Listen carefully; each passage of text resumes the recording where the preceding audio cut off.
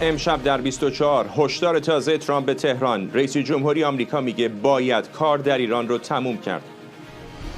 When you look at Iran, essentially demolished their military in a couple of weeks. دونالد ترامپ با شرور خواندن مقامات ایران گفته شاید امشب حملات بسیار شدیدی علیه مواضع جمهوری اسلامی انجام بشه. و در روز پایانی نشست ناتو در آنکارا کشورهای عضو بر تعهدشون نسبت به دفاع از همدیگه تاکید کردند. من فرزیا ثابتی از محل برگزاری نشست با شما هستم. حضور بیش از 20 ناو آمریکایی در منطقه. وزیر جنگ آمریکا میگه ایالات متحده آماده حملاتی عمیق‌تر و شدیدتر به خاک ایرانه. و حمایت کانادا، فرانسه و آلمان از موضع آمریکا علیه ایران. اروپا جمهوری اسلامی رو مسئول نقض آتش‌بس دونست. از استودیوی ایران اینترنشنال این 24 است با فرداد فرهزاد. بینندگان ایران اینترنشنال در ایران و سراسر جهان سلام و وقت بخیر. رئیس جمهوری آمریکا ساعتی پیش گفت حالا با شناختی که از مقامات ایرانی به دست آورده مطمئن نیست که بخواد با جمهوری اسلامی توافقی انجام بده. دونالد ترامپ در ادامه صحبتاش گفت بیایید فقط کار رو در ایران تمام کنیم. دونالد ترامپ پیشتر هم اعلام کرده بود آتش‌بس تمام شده و دیگه علاقه‌ای به ادامه مذاکرات با تهران نداره. ترامپ همینطور تاکید کرده واشنگتن شاید کنترل جزیره خارک رو به دست بگیره، هرچند که او در نشست خبریش گفت رهبران فعلی ایران منطقی تر از قبلی ها هستند اما هنوز نمیخوان به مردمشون خدمت کنند.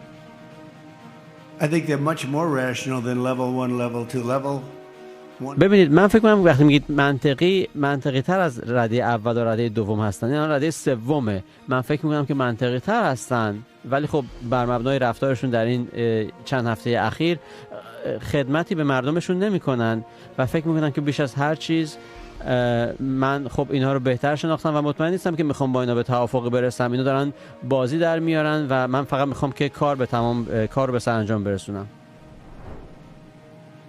خبرنگاران سمیرا قرایی از کاخ سفید و فرزیا ثابتی از محل اجلاس ناتو در آنکارا با ما هستند. فرزیا، روشنه که درگیری‌ها با ایران به شدت سایه انداخته روی نشست ناتو اونجا در آنکارا.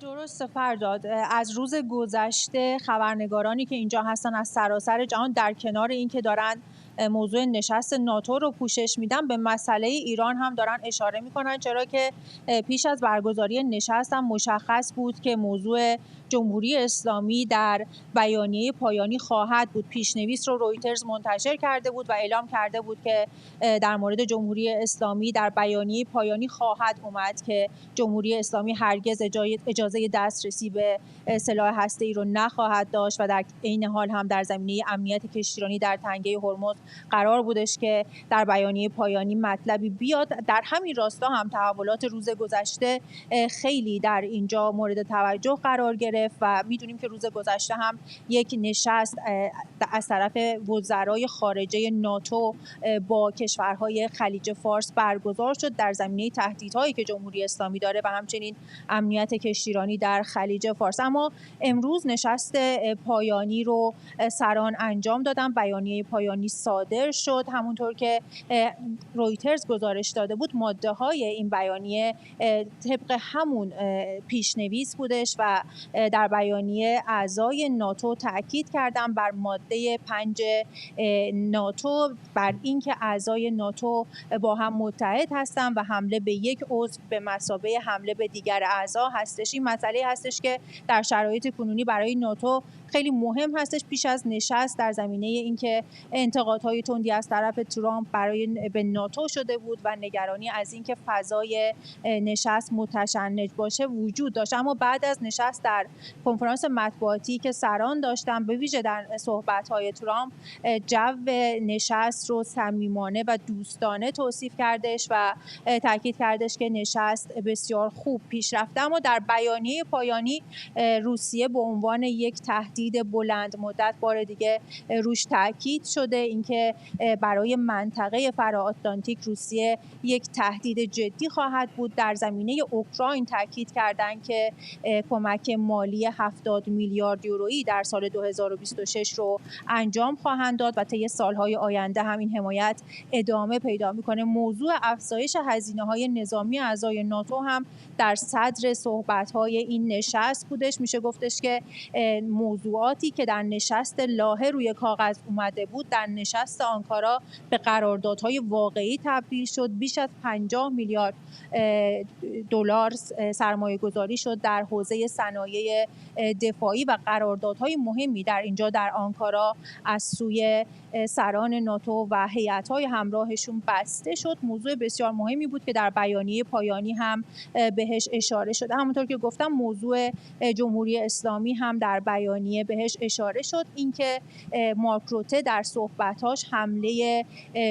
آمریکا به جمهوری اسلامی در شب گذشته رو ضروری دونسته بود. موضوعی بودش که توجه‌ها رو در نشست امروز خیلی به خودش جلب کردش. به هر حال او اعلام کردش که آمریکا نسبت به تعهدش به ناتو پایبند هستش و در صورتی که آمریکا هم نیاز داشته باشه ناتو امنیت آمریکا رو تضمین خواهد کرد. در بخشی از صحبتاش حتی به این مسئله اشاره کرد که اگر ضرورت داشته باشه و نیاز باشه ناتو میتونه که در جنگ با جمهوری اسلامی وارد بشه، اما اعلام کردش که این رو باید طی روزهای آینده و هفته‌های آینده نگاه کنیم و ببینیم که شرایط چطور پیش میره. اما با کنفرانس مطبوعاتی ترامپ و اردوغان به پایان رسید. در پایان نشست اردوغان سوالاتی رو خبرنگاران مطرح کردند که ایران اینترنشنال هم تونست از اردوغان سوال بپرسه.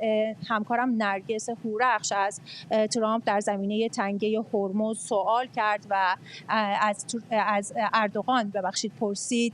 اردوغان پرسید که چه موضعی در مورد تنگه هرمز و حمله جمهوری اسلامی به کشتی‌های نفتکش در تنگه هرمز دارند. جواب اردوغان اما میشه گفتش که خیلی پیش پا افتاده بود. اردوغان در صحبتش به این مسئله اشاره کردش که ما اجازه نخواهیم داد که در تنگه هرمز نگرانی‌هایی پیش بیاد، اجازه نمیدیم که به دریاچه جنگ تبدیل بشه و اگر بتونیم که و موفق باشیم که چنین عملی رو انجام بدیم، چنین اتفاقی رو پیش ببریم، بسیار خرسند خواهیم بود و از خوش اقبالی ما خواهد بود. جوابی که اردوغان به نرگس داد میشه گفتش که جوابی بودش که سوال نرگس رو پوشش نمیداد. سمیرا، آقای ترامپ به خصوص بینندگان ما دیگه تا این لحظه طبیعتاً باهاش آشنا هستن، مواضع ضد و نقیض زیاد داشته در مورد جمهوری اسلامی، به خصوص این اواخر بارها تند و کند شده علیه اونها، ولی فکر میکنم منصفانه باشه که بگیم اظهاراتش الان در آنکارا یکی از تندترین اظهارات علیه جمهوری اسلامی از زمان توافق یا تفاهم نامه اولیه است. همینطوره، هم از اون زمان هم کلن اگر اظهارات آقای ترامپ در قبال مقام‌های جمهوری اسلامی رو مد نظر داشته باشیم، می‌بینیم اون چیزی که امروز انجام داد یک چکیده‌ای بود از همه آنچه که پیشتر از او شنیده بودیم. خیلی مفصل‌تر و طولانی‌تر این صحبت‌ها راجع به مقام‌های جمهوری اسلامی کرد، اینکه اونها افراد مریضی هستند، دیوانه هستند، روانی هستند. بارها اینها رو تکرار کرد، چه حالا در پرسر پایانیش قبل از اینکه سوار ایرفورس وان بخواد برگرده به ایالات متحده، می‌دونیم ترک کرده الان خاک ترکیه رو، روی آسمان هست. آقای ترامپ داره برمیگرده به کاخ سفید، هم اونها رو لوکو نامید، کوکو نامید، انواع و اقسام الفاظ رو به کار برد برای اینکه اونها رو توصیف بکنه. اینکه آدم میکشند، علی خامنه‌ای رو بهش اشاره کرد، گفت که مشغول خاکسپاری کسی هستند که هزاران نفر رو کشته بود. این سخن‌های آقای ترامپ الان از سمت آقای عراقچی هم واکنش نشون داده. روی شبکه اجتماعی ایکس نوشته که این صحبت‌ها رو که آقای ترامپ در رابطه با ایرانی‌ها انجام داده، ایرانی‌ها ملت عظیمی هستند و اینکه ما جواب ابتذال رو با ابتذال نخواهیم داد، بلکه خیلی با قدرت و شجاعت جواب آمریکا رو خواهیم داد. این واکنش‌ها رو از سمت جمهوری اسلامی داشتیم. اما برگردم به خود آقای ترامپ، می‌بینیم که در گذشته از این حرفا زده آقای ترامپ. فردا بر هیچ کسی پوشیده نیست، ولی با این شدت و حدت برای این مدت طولانی جایی که رفته در نشست ناتو شرکت کرده، بیشتر توجه روی اینی که ببینن راجع به اوکراین چه صحبتی میکنه. اما مرکز توجه برای آقای ترامپ ایران بوده. در گفتگوهای پشت پرده همونطور که بلومبرگ داره گزارش میده خیلی مرکز توجهش مسئله ایران بوده و اینکه اتفاقا اهالی ناتو کمکی نکردن. اعضای ناتو دولت ایالات متحده رو تنها گذاشتن در جنگی که آمریکا با جمهوری اسلامی داشته. صحبت از احتمال بروز حملات بیشتر امشب کرده. منابع آگاه میگن که در حال بررسی اهداف هستن، میگن وضعیت بسیار سیال و پویا هست. هنوز روشن نیست که آیا اهدافی رو تعیین کردن، آیا حمله به شکل قطعی انجام خواهد شد یا نه. آقای ترامپ میگه که میتونم به نیروگاه‌های برق حمله کنم، میتونم به تأسیسات آبشیرین کننده حمله کنم. میگه تا الان حملات سنگینی رو من در خاک ایران انجام ندادم، دلم نمیخواد که به این تأسیسات حمله بکنم، ولی راهی باقی نمانده. آقای ترامپ میگه که این افراد راهی نگذاشتند، بلد نیستند که توافق انجام بدن. سوال جالبی از او پرسیدن، گفتن که تو به شکل مداوم در این هفته ها میگی که اون کسی که الان سر کاره آدم باهوشیه، ما رهبران رده اول و دوم رو حذف کردیم، رده سومیا معقول‌ترن، منطقی‌ترن، باهوش‌ترن، پس چرا انقدر امروز راجع به دیوانه بودن این افراد، روانی بودنشون صحبت میکنی؟ که آقای ترامپ گفت نمیشناختمشون، الان که باشون آشنا شدم دارم فکر میکنم که نمیخوام با اینها معامله بکنم. بریم بخشی از صحبت آقای ترامپ رو بشنویم. خیلی بد دارن رفتار میکنن، همونطور که در 47 سال اخیر بد رفتار کردن و خب میدونید ما دیشب خیلی سخت زدیمشون بعد از اینکه یکی دوتا حالا ایشون حوصله‌اش سر میره، ولی خب میدونید چند تا پهپاد فرستادن و یک راکت، یک موشک به کشتی‌ها زدن برای اینکه اینا در تنگه بودن، برای اینکه این کشتی‌ها حق دارن که از اون تنگه گذر کنن. بنابراین ما خیلی سخت دیشب زدیمشون، احتمالاً امشب هم سخت بزنیمشون. دارم یه هشداری بهشون میدم، ببینیم چی میشه. من ازشون راضی نیستم.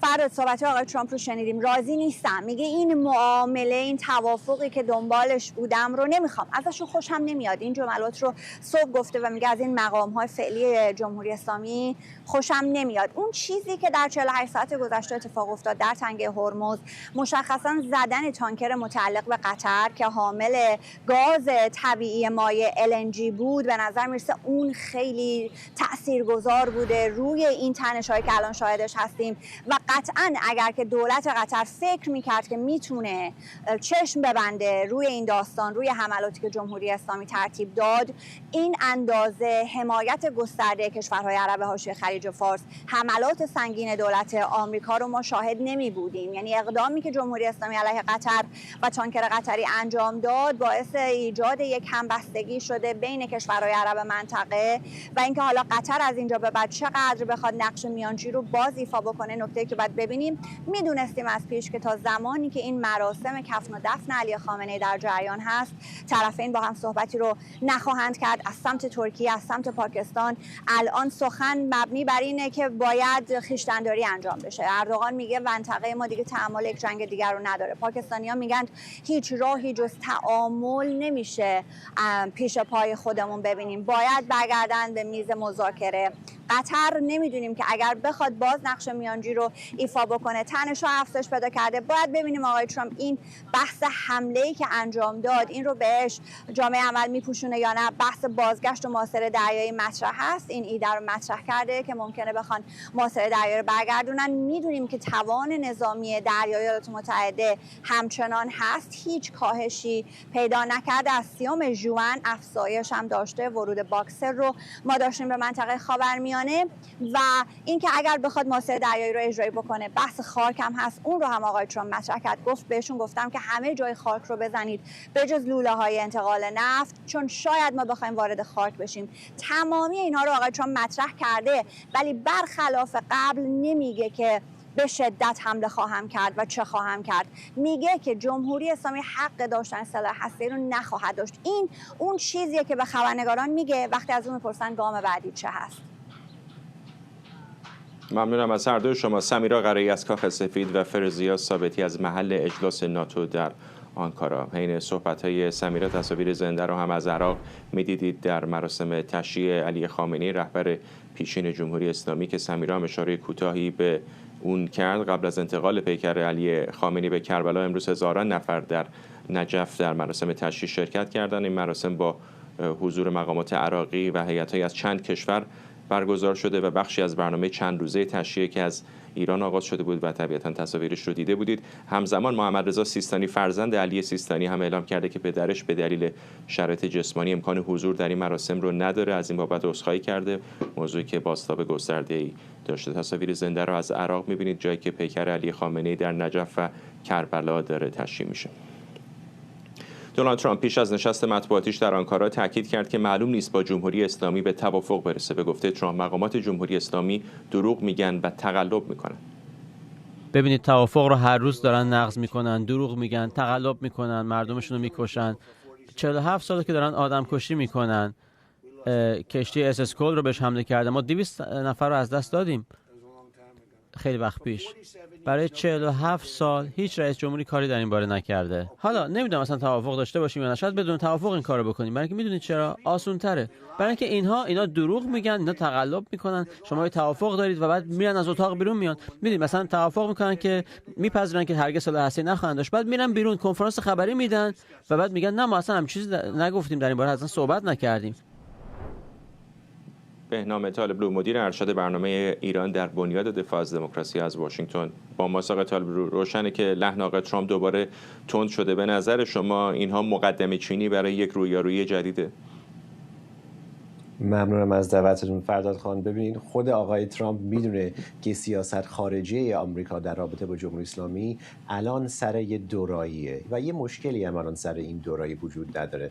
شک نکنه آمریکا قدرت برتر سیاسی، اقتصادی، نظامی در منطقه و میتونه دوباره برگرده به یک جنگ. حالا بستگی داره به یک جنگ طولان مدت، یک جنگ تمام عیار یا یک جنگ کوتاه مدت برای ایجاد فشار شانه‌زنی و بازسازی بازدارندگی که بره سمت یک قرارداد فراتر یا بهتر.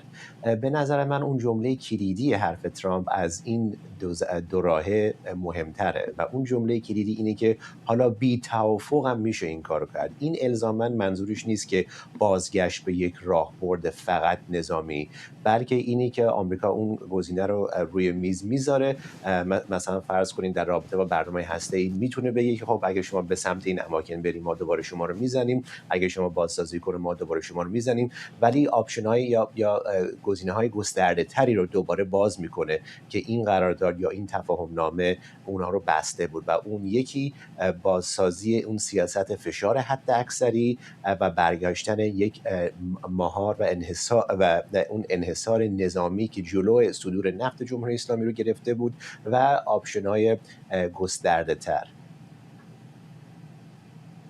این تغییر موضع‌های دائمی آقای ترامپ به نظرتون همچنان اون پتانسیل بازدارندگی رو برای آمریکا داره یا برای ایران تبدیل به چوپان دروغگو شده؟ چون مثلا دوباره الان حرف گرفتن جزیره خارک رو داره میزنه. آیا به نظرتون تهران این حرفا رو جدی میگیره یا میگه یکی دیگه از همون حرفای متناقضی است که آقای ترامپ بارها زده؟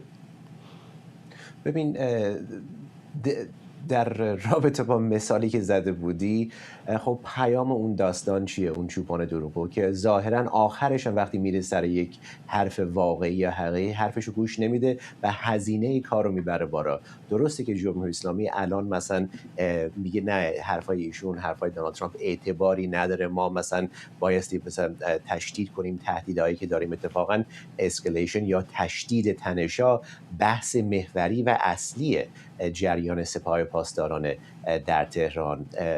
تشدید این تنش‌ها راه حل از دیدگاه عقیدتی، سیاسی، نظامی این باندی که در تهران هستن.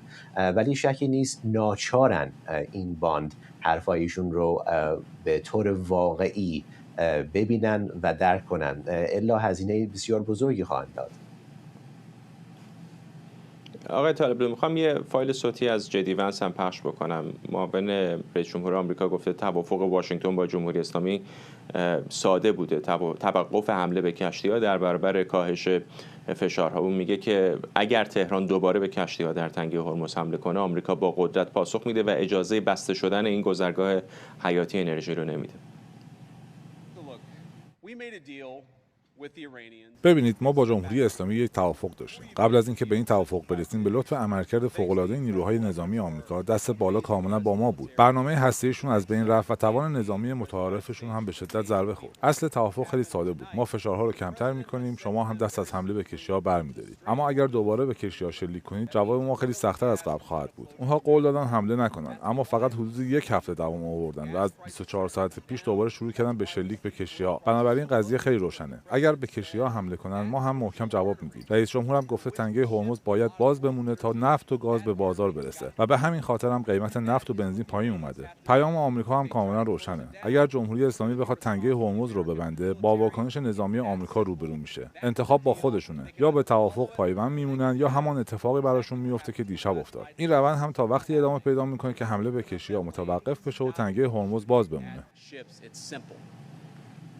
آقای طالبلو، مشخصه که موضوع باز بودن تنگه هرمز خط قرمزی برای آمریکاست و طبیعتاً برای بسیاری از متحدانشون در منطقه. خیلی ها دارن با نگرانی الان این تنش رو دنبال میکنن و سوال برای خیلی ها این هستش که آیا دو طرف به یک توافقی خواهند رسید یا دوباره جنگ صورت میگیره؟ آیا ممکنه یک اتفاق این وسط بیفته، یعنی توافقی صورت نگیره ولی مثل شرایطی که مثلا اسرائیل برای مدت‌ها با سوریه داشت تا همین الان هم داره، هر از گاهی ایران یک حمله بکنه و آمریکا پاسخ بده برای ماه‌ها و شاید سال‌ها؟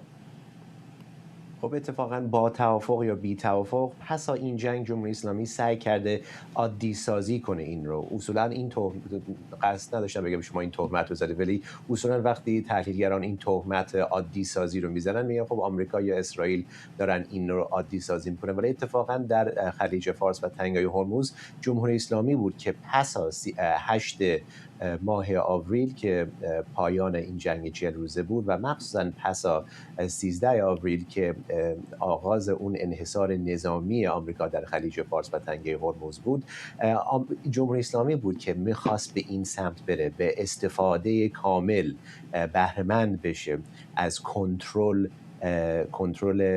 کشتی ها در تنگه هرمز و یه جوری از عبور کردن این کشتی ها یا سود سیاسی یا اقتصادی کنه و بتونه اون رو به عنوان یک چوبی استفاده کنه علیه آمریکا، علیه کشورهای اون طرف خلیج فارس و این رو مثلا به عنوان یک نماد قدرت واسه خودش در بیاره. بنابراین الان توپ در میدان آمریکاست چجوری به این نظم نوینی که جمهوری اسلامی در خلیج فارس و تنگه هرمز سعی کرده ارائه بده، چجوری پاسخ بده. دیپلماسی یه راهه و دیدیم که خود آقای ونس هم خیلی صادقانه و صریح گفته بود که آره ما قصدمون این بود که اون رو از راه حل دیپلماتیک این تنگه رو باز کنیم. و اتفاقا شما این قرارداد نگاه کنین، بیشتر این بندها ربط به تنگه هرمز داره و بیشتر چیزایی که مثلا بارهای سیاسی اقتصادی که طرفین باید بگیرن بیشتر سمت آمریکاست. یعنی جمهوری اسلامی فقط به اصطلاح باید عبور کنه از این بحران. آمریکاست که مثلا باید تحریم‌ها رو خنثی کنه، آمریکاست که باید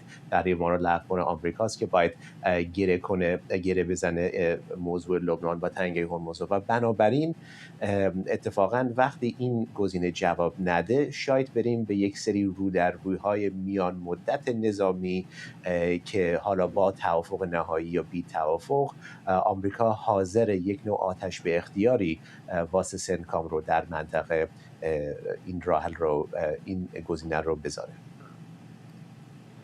ممنونم از شما. بهنام طالبلو، مدیر ارشد برنامه ایران در بنیاد دفاع از دموکراسی ها از دی سی.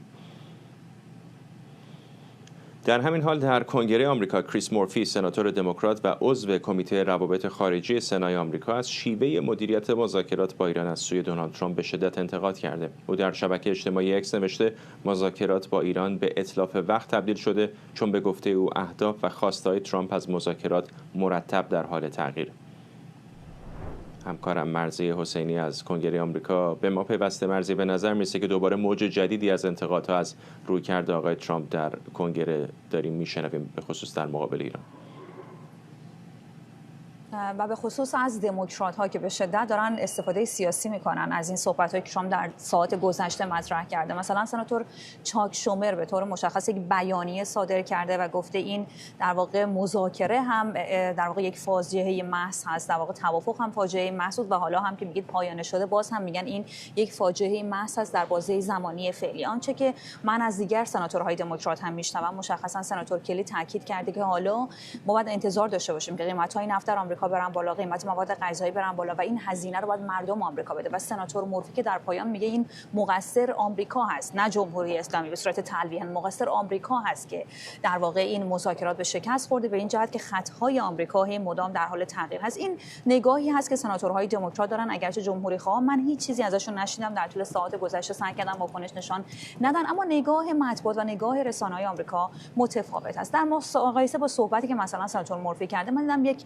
رسانه وال استریت ژورنال یک تحلیل رو منتشر کرده و توی این تحلیلش تاکید کرده، نوشته که آنچه که باعث شده که الان در این بازه زمانی فعلی ترامپ پایان آتش‌بس را اعلام بکنه، ماده 5 تفاهمنامه 14 بندی بین آمریکا و جمهوری اسلامی است. میگه توی این ماده 3 تا جمله مشخصا وجود داره که بخش سوم اون مورد مناقشه است. میگه بخش اول اون که میگه جمهوری اسلامی بعد در واقع تردد امر رو فراهم کنه، مشکلی ندارن طرفین. در بخش دوم گفته تا 60 روز عوارض دریافت نکنه، اون هم اوکی هست. اما بخش سوم میگه یک چیزی رو اینها امضا کردن که در اساس اون گفته شده جمهوری اسلامی در همکاری با عمان بعد تردد کشتی‌ها رو امن بکنه. حالا اختلاف نظر سر اینجاست. آمریکایی‌ها و حتی کشورهای عرب منطقه میگن خب واضحه، یعنی از مسیر عمان عبور کنه.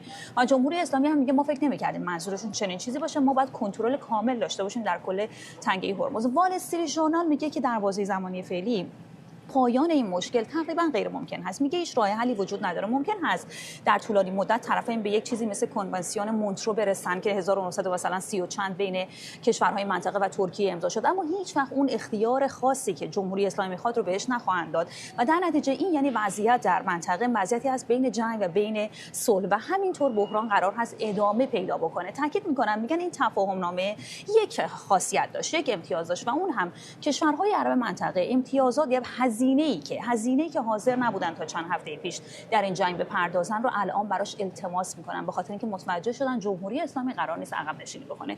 در مقابل CNN هم یک گزارش منتشر کرده، میگه احتمالاً تا ساعات آینده باید ما حملات آمریکا رو انتظار داشته باشیم و تاکید میکنه یکی از ناوهای آمریکا در منطقه یعنی ناو آبراهام لینکلن تغییر مسیر داده، از اون بندری که در اون سنگر گرفته بوده به نوعی خارج شده و انتظار میده که در واقع در بازه زمانی فعلی به نقل از مقامات کاخ سفید. میگه در یک سری تحرکات بسیار پویا کاخ سفید داره تصمیم گیری میکنه در خصوص اینکه این حملات در چه ابعادی باشه. میگن 3 تا گزینه هست: حمله با تاسیسات آبشیرینکن، حمله به تاسیسات انرژی و گزینه آخر و نهایی حمله به جزیره خارک و میگه احتمالاً تا ساعات آینده این تصمیم گیری مشخص بشه. نگاه کلی دیگه‌ای که وجود داره، مثلا به طور کلی این درک من امروز داشتم، مثلا من داشتم رسانه‌های جریان چپ رو هم نگاه می‌کردم، مثلا چیزی مثل واشنگتن پست که چندان هم چپ نیست، میگه که مشخصاً سیاست مماشات داخل پرانتز اسمش رو گذاشته سیاست باجدهی ترامپ به جمهوری اسلامی شکست خورد، به خاطر اینکه کاری که ترامپ می‌خواست بکنه، اینکه ایران رو از صدر اخبار خارج بکنه، به دلایل سیاسی نتیجه نداد، به خاطر اینکه جمهوری اسلامی این دادن امتیازات میلیارد دلاری رو به نتیجه نشانه ضعف تلقی کرد و این وضعیت قرار هست ادامه داشته باشه تا طولانی مدت. ممنونم از تو. همکارم مرضیه حسینی از کنگره آمریکا در واشنگتن. وزیر دفاع آمریکا ساعتی پیش گفت در حملات تازه انبارهای پهپاد و موشک، مواضع دفاع ساحلی، سایت‌های راداری، مراکز نظارتی و زیرساخت‌های مورد استفاده برای تهدید کشتی ایرانی هدف قرار گرفته. به گفته پیت هگست، نیروهای آمریکایی آماده‌اند در صورت لزوم حملات شدیدتر و عمیق‌تری علیه مواضع جمهوری اسلامی انجام بدن. همزمان فرماندهی مرکزی آمریکا سنتکام اعلام کرده بیش از 20 ناو نیروی دریایی این کشور در آب‌های خاورمیانه در حال گشتند. دیشب همونطور که گفتی تعداد زیادی قایق کوچک بودند که برای آزار و اذیت کشتیرانی از آنها استفاده می‌کردند. بخش بزرگی از هدفگیری ما هم همینا بود. تأسیسات زیرزمینی که پهپادها یا موشک‌ها را در آن نگه می‌داشتند. سایت‌های دفاع ساحلی، سایت‌های راداری، سایت‌های نظارتی، هر چیزی که برای مزاحمت در تنگه هرمز استفاده می‌شد. یعنی هر چیزی که فکر می‌کردند دوباره ساختن یا هنوز از آن استفاده می‌کنند، دیشب هدف بود. و امشب هم اگر لازم باشه و به دستور شما آقای رئیس جمهور، ما حتی بیشتر و عمیق‌تر ضربه می‌زنیم، چون همین است مفهوم کار. فرزین ندیمی، پژوهشگر ارشد امور دفاعی امنیتی در مؤسسه واشنگتن از همین شهر به ما پیوستند. ممنونم آقای ندیمی. مشخصه که دیشب حملات آمریکا که احتمالاً هم امشب دوباره ادامه پیدا خواهد کرد خیلی هدفمند بوده، شاید حتی بیشتر از این دفعات اخیر مواضعی رو هدف قرار دادن. اما میخوام اینو ازتون بپرسم، از منظر تهران آیا این حملات هر از گاهی آمریکا چیزی است که بتونن بپذیرن، تحملش بکنن؟ چون احتمال زیاد اونها میدونن دیگه آمریکایی‌ها شانس این که بخوان نیروی زمینی منتقل بکنن به منطقه خیلی کم هست و هر از گاهی احتمالاً حملات این چنینی ادامه خواهد داشت. با حملات اینطوری آیا آمریکا میتونه تسلیم یا سقوط رو تضمین بکنه؟ البته با حملات دیشب به نسبت گذشته مقدار شدتش بیشتر بوده و اگر به همین ترتیب ادامه پیدا بکنه و حکومت اسلامی تصمیم نگیره که سطح تنش رو بالا ببره، تا یه مدتی بله قابل تحمل هست، ولی در نهایت به نابود شدن تمام زیرساخت‌های نظامی نیروی دریایی سپاه منتهی خواهد شد، ولی در نتیجه نخیر در مقدار میان مدت تا دراز مدت به هیچ وجه قابل تحمل برای حکومت اسلامی نیست. این نوع حملات احتمالاً سعی خواهند کرد که این وضعیت رو تغییر بدن.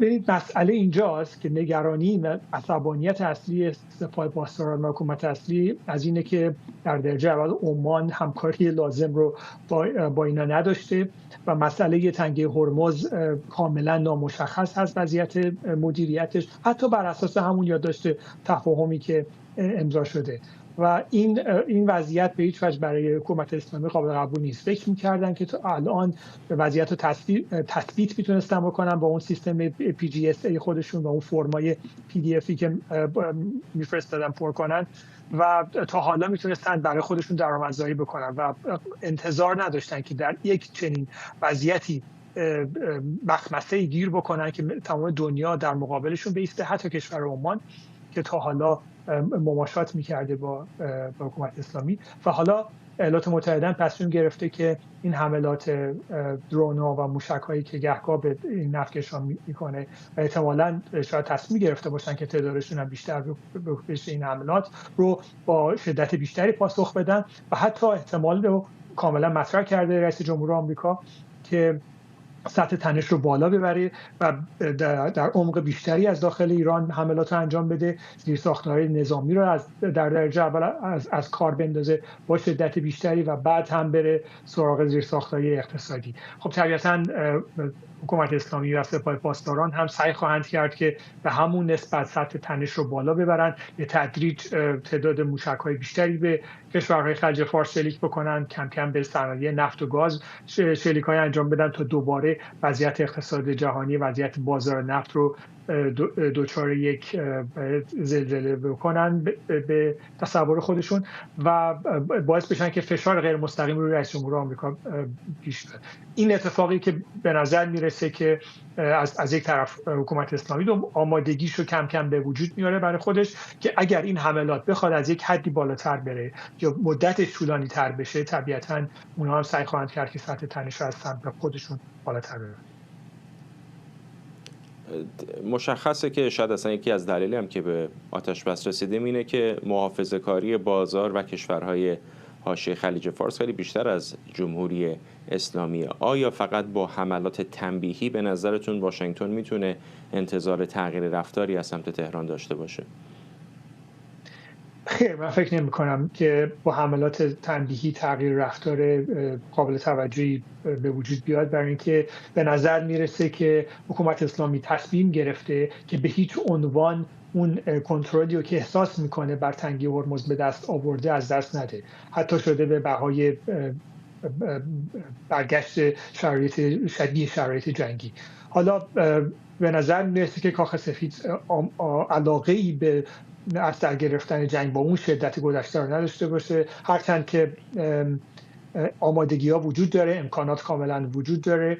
دو ناو هواپیمابر، حتی ناوگروه‌های تفنگداران دریایی هم USS باکسر، ناوگروه USS باکسر داره از اقیانوس هند به سمت منطقه میاد، یعنی حتی ما بیشتر از یک نظر نسبت به جنگ 40 روزه نیروی خواهیم داشت در منطقه و هواپیماهایی هم که خارج شدن میتونن دوباره برگردن و سوخرسان‌هایی که مثلا به منطقه برگشتن میتونن دوباره فاصله‌شون رو بیشتر بکنن تا در مقابل موشک‌های ایران بتونن ایمنی بیشتری داشته باشن. پس این تغییراتی که به وجود اومده خیلی سریع میتونه دوباره به شرایط جنگی برگرده. آمادگی کاملا وجود داره برای جنگی با شدت جنگی 40 روزه. من فکر میکنم اسرائیل هم خیلی علاقه‌مند هست که به چنین درگیری این دفعه بپیونده، ولی خب حکومت اسلامی یه مقدار قابل توجهی دو دستگی وجود داره. یه گروهی هستن در سپاه پاسداران و حامیانشون که فکر میکنن که الان باید وقتشه که سطح تنش رو اینقدر بالا ببریم که واقعا آمریکا رو غافلگیر بکنیم، جامعه آمریکا رو تحت فشار بذاریم که به کاخ سفید فشار بیاره برای توقف دائمی جنگ و پذیرفتن شروط حکومت اسلامی، وضعیت انتخابات میان دوره کنگره رو برای آمریکا نامشخص بکنه. و از طرف دیگه هم گروهایی هستن در داخل ایران که فکر میکنن که نه الان وقت افزایش تنش نیست و باید تحمل کرد وضعیت فعلی رو و یه جورایی مماشات کرد. یه مقداری نامشخص هست از نظر اینکه میتونه تلاقی تصمیم گیری ها باعث افزایش سطح تنش بشه، ولی من فکر نمی کنم که به این زودی ما شاهد درگیری در سطح جنگ 40 روزه باشیم، ولی سطح تنش مقداری درگیری ها بالاتر خواهد رفت، بمباران ها شدیدتر خواهد شد، ممکنه در یک مقطع اسرائیل هم درگیر بشه. ممنونم از شما. فرزین ندیمی، پژوهشگر ارشد امور دفاعی و امنیتی در مؤسسه واشنگتن. نخست وزیر کانادا میگه اتاوا از حملات تازه آمریکا به ایران حمایت میکنه و اونو پاسخی مناسب به نقض آتش‌بس میدونه. همزمان رئیس جمهوری فرانسه گفته این حملات اخیر ایران نقض تفاهمنامه با واشنگتن محسوب میشه و تهران با این حملات مرتکب اشتباه شده. در همین حال فریدریش مرتز صدر اعظم آلمان تاکید کرده رهبران اروپایی به آمریکا گفتن باید به یک توافق پایدار با ایران رسید، هرچند که برلین معتقد جمهوری اسلامی مسئول آخرین نقض توافق موقت آتش‌بسه. خبرنگارمون مهسا مرتضوی از تورنتو و اردوان روزبه از استودیو دیگر ما در واشنگتن با ما هستن. مهسا، این حمایت خیلی پررنگ‌تری است که الان از اتاوا داریم می‌بینیم در مقایسه با موضعی که اونها در جریان جنگ داشتن.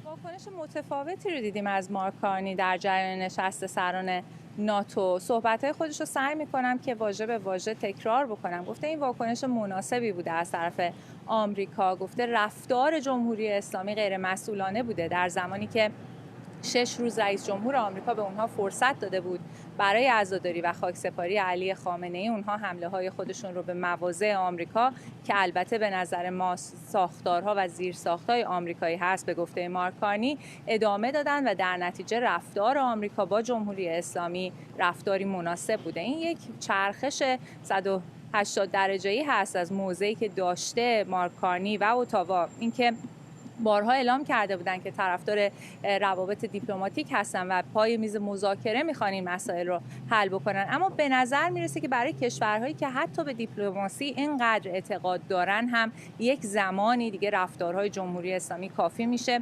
یاغیگری هایی که انجام داده در منطقه و حالا نتیجهش این شده که مارک کارنی هم طرفدار رفتار ترامپ شده. کارنی این رو هم باید اضافه بکنم که از اون دسته از رهبران نیست که فقط به دلیل خوشامد ترامپ بخواد حرفی بزنه. دیدیم در موارد مختلف موضع خودش رو کاملا جدا کرده از دونالد ترامپ. پس در نتیجه میتونیم مطمئن باشیم که این حرفی که میزنه کاملا به اون معتقد هست. حتی پیشتر هم پیشنهاد داده بود که در زمانی که به یک صلح پایدار برسن در منطقه حاضر هستن که برای مینزودایی از تنگه هرمز تکنسین بفرستن، تجهیزات مورد نیاز رو اعزام بکنن، اما هنوز به اون سطح پایدار از در واقع آتش‌بس در منطقه نرسیم. چیزی که به نظر میرسه حالا مارک کارنی فاصله دنیا رو با اون زیادتر از پیش هم میبینه با توجه به موضعی که اتخاذ کرده. اما در پایان این نشست هم بیانیه مشترکی صادر شده از تمامی سران کشورهای عضو ناتو که بند مشترکی داره. سالهاست ما داریم این بند رو میبینیم در بیانیه‌های مختلف، اینکه جمهوری اسلامی هرگز نباید به سلاح هسته‌ای دست پیدا بکنه و حالا یک تکه هم اضافه شده این که باید تنگه هرمز بازگشایی بشه، چیزی که به نظر میرسه بین تمامی سران کشورهای دنیا مشترک هست و حالا مارک کارنی هم داره سعی میکنه که جای پای خودش رو سفت بکنه در میان رهبران تا بتونه یک مسیری برای باز کردن تنگه هرمز پیدا بکنه. و اردوان طبیعتا فقط همسایه شمالی آمریکا نیستش که موضعی حمایتی از واشنگتن اتخاذ کرده. خیلی دیگر از متحدان اروپایی آمریکا هم که تعدادی از اونها در اجلاس ناتو در آنکارا حضور داشتند هم کم و بیش هم صدا هستند با واشنگتن. به نظر مثل متحدین اروپایی، ایالات متحده آمریکا به خصوص اعضای ناتو هم حالا یک پله حداقل ترجیح دادن که بالاتر بایستن. حداقل این هستش که ما می‌دونیم در طول جنگ قبلی ترجیح میدادن به هیچ وجه به قول قدیمی ها تردامن نشن و وارد بازی نشن که نتونن ازش بیان بیرون. ولی حالا اظهار نظرها نشون میده که اونها هم نزدیک به این مسئله هستن. امانوئل مکرون در اظهارات خودش تاکید کرده که مسئله زدن پایگاه‌های آمریکایی نقض توافق بین تهران و واشنگتن بوده، اما باز هم اشاره کرده که باید روی موضعی که توی از مذاکرات تفاهم‌نامه 60 هستش باید ایستاد. همچنین فریدریش مرتز هم اعلام کرده که به دنبال یک توافق پایدار هستند، اما مسئول نقض آتش بس جمهوری اسلامی هستش. طرف پاکستانی بیرون از ناتو هم البته اظهار نظری داشته، اما مارک روته رئیس ناتو هم در اظهاراتی با توجه به اینکه جمهوری اسلامی تلاش‌هایی بیش از اینم کرده تاکید کرده که نباید سلاح هسته‌ای داشته باشه یا موشک قاره پیما. اون بار دیگه سیاست‌های جمهوری اسلامی مورد سوال قرار داده. صحبت‌های روته رو بشنوید. قبل از هر چیز جنبه سیاسی قضیه خیلی روشن بوده، موضع ناتو خیلی روشن بوده. برای سالها ایران نباید قابلیت هسته‌ای داشته باشه، نباید موشک‌های بالستیک بین قاره‌ای داشته باشه. این جنبه سیاسی قضیه است. بعد جنبه عملی رو داریم. ناتو مستقیما در این جنگ شرکت نداشته. این مسئله ناتو نیست. مسئله پایگاه که شما اشاره می‌کنید همونطوری گفتم مسئله توافق‌های دو جانبه است بین کشورهای عضو ناتو و آمریکا. و خب باز می‌بینید که وقتی که در میانه آوریل شروع شد آتش بس، تا قبل از اون 5000 سورتی از پایگاه‌های مستقر در اروپا انجام داده بودن آمریکایی‌ها. پاکستانی‌ها تاکید کردن که بهتر همه طرفین خویشتن‌داری بکنن، اما اروپایی‌ها حالا دارن میگن به هر حال این جمهوری اسلامی بوده که حملاتی رو آغاز کرده که نقض آتش بس بوده. آنتونیو گوترش ساعتی پیش هم اشاره کرده که اگر دوباره جنگی در بگیره اتفاقات فاجعه باری خواهد بود و همچنین مؤسسه تحت عنوان اینترنشنال مانیتری فاندیشن تاکید کرده، گفته قیمت‌های حامل‌های انرژی تورم جهانی از پیامدهایی هستش که این جنگ اگر دوباره آغاز بشه پیش خواهد آمد. اما دونالد ترامپ که رهبران جمهوری اسلامی رو افرادی اوباش و غیر قابل باور، بیمار و دیوانه خطاب کرده، گفته دیگه این توافق رو قبول نداره. و حالا این چالش بزرگ دقیقاً پیش رو هستش، این که با توجه به شرایط موجود آقای ترامپ داره تاکید میکنه، میگه به نظر نمیرسه هیچ نوع توافقی به نتیجه برسه. گویا که با ذکر همین مسئله باز هم گفته اگه دو طرف صحبتی بخوان بکنن میتونن به این صحبت ها ادامه بدن. اما ما میبینیم که با اتفاقی که دیروز افتاد و مراکزی که سنتکام هم زد، دست کم قیمت نفت در بازار جهانی 5% افزایش پیدا کرد. بازارهای بورس واکنش نشون داد و کاهش ریزش گسترده‌ای رو در شاخص‌های بورس ما شاهد بودیم. در چنین شرایطی هستش که به نظر میرسه عملیات‌هایی که سنتکام اعلام کرده ادامه خواهد داد، همونجور که پیتر هکست وزیر جنگ ایالات متحده اعلام کرده آماده هر نوع درگیری هستش و عملاً بخش از ناوگان دریایی آماده هستن در منطقه در واقع خاورمیانه استقرار یافته هستن که اگر لازم باشه به جنگ برگردن. تاکید کرده دست کم 20 فروند ناوهای جنگی ایالات متحده آمریکا در منطقه خواهند بود. همینطور به خاطر داشته باشیم به نظر میسه به گفته آقای ترامپ قرار هستش که عملیاتی دوباره امشب آغاز بشه و این سرنوشت مذاکرات رو کاملا در ابهام قرار میده. ممنونم از هر دو شما. مهسا مرتضوی از تورنتو و اردوان روزبه از استودیو دیگر ما در واشنگتن دی سی. با ما یک چشم ما طبیعتا متوجه ساعت پیش رو در ایران هست و حمله احتمالی آمریکا به مواضع سپاه پاسداران. اما در این ثانیه‌های پایانی اجازه بدید برنامه رو با تصاویر زنده از عراق به پایان ببریم. پیکر خامنه‌ای بعد از مراسم تشییع در نجف حالا به کربلا منتقل شده و مراسم دیگری هم با حضور هزاران نفر اینجا در حال برگزاری. تصاویر زنده رو دارید می‌بینید. هزاران حامی او و هیئت‌هایی از کشورهای مختلف در اطراف حرم‌های کربلا حضور پیدا کردن. این مراسم بخشی از برنامه چند روزه است که در مشهد به پایان خواهد رسید. ممنونم که بیننده 24 امشب بودید.